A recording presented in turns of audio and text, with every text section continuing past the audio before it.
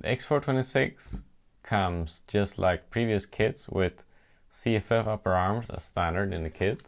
You can see these CFF upper arms mounted on my car here. They come in different hardnesses.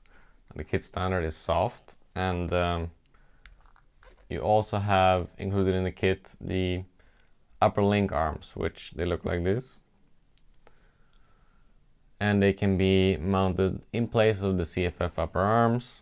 You also have the option to build the links with longer length, which we refer to them as hillbilly links. They're a lot longer, and they mount on the upper clamps on the inner hole closest to the spool and the diff.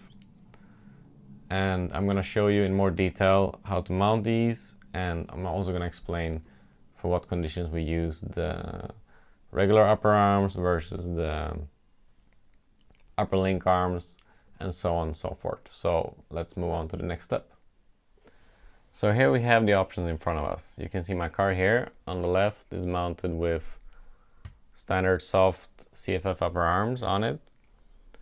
And on the setup board here we have two different types of upper link arms, which there's one set of upper link arms included in the kit for possibility to fine-tune the car for different conditions depending on the requirement.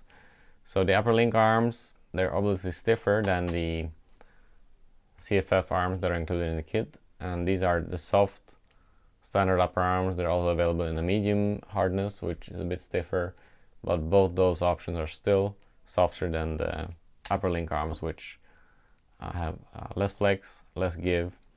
They do make the car more initially reactive. They do make the car a little bit more direct to drive, which for certain conditions this can be a good benefit. For example, high grip conditions where you want to take flex out of the car, for spec racing especially. Generally for modified racing, I tend to prefer the CFF upper arms. They do give more mechanical grip and make the car more forgiving to drive, and usually that's my personal preference. But these mount directly in the spot where the CFF upper arms mount. But I'm going to show you the option of mounting the long upper link arms, the so-called hillbilly arms. What do the hillbilly upper link arms do to the car? They are much longer, so they will have less camber gain. They will free up the car and make it very forgiving, and will increase cornering speeds for high grip conditions, mainly for high grip carpet, but also for high grip asphalt, especially with the D-compound tires that we often use now in modified, which make the car quite direct and nervous to drive. So I'm going to show you how you can mount these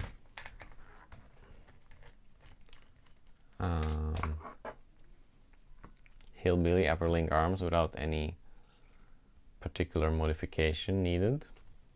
First of all, we're going to remove this upper arm here. And we're going to unscrew this here. So the upper clamps are now designed here with possibility to mount the hillbilly upper link arms here on the inside point. So we're gonna first of all remove the caster inserts here to give room for the upper link arms.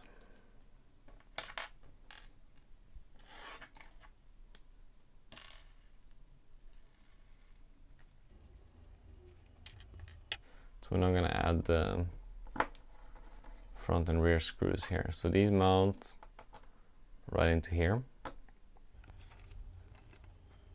Keep in mind that there's a 1.5mm difference in shimming compared to when you use the upper link arms with the standard pivot balls or the CFF upper arms, because these are regular 10mm ball studs that we're using in this case. So you need to shim accordingly to maintain the same height. But in general, we do like to use more camber gain with the hillbilly upper link arm, so we tend to use less shimming on the inside point anyway. Now these are just put on here. We need to adjust the lengths of these to set the camber and caster. But there's a separate video in which I explain how to do that. So this is how you fit the hillbilly upper link arms on the X4'26 without any modification needed. And if you compare, for example, with the 25 car, we were mounting the upper link arms to the upper clamp, but also to the top deck, and you had to use different shimming on the top deck versus the upper clamp. That's no longer necessary because now the upper clamp obviously is the same height, front and rear. So those are the upper arm options that cater for different conditions, and I hope that this video explained well how to use which parts and where.